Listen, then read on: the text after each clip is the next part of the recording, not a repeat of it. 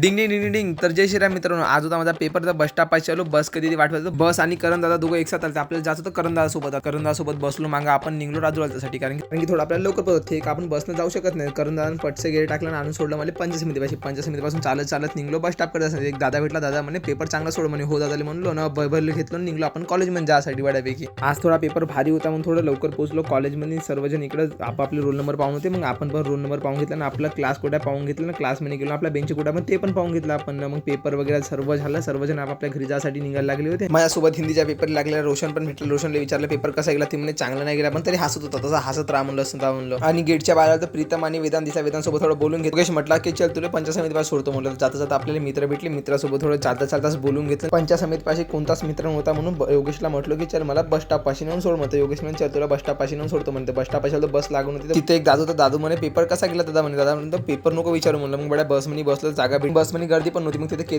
केतनला जागा नाही भेटली. मग बड्या पोचलो घरी. तर भेटूया आपण पुढच्या ब्लॉकमध्ये.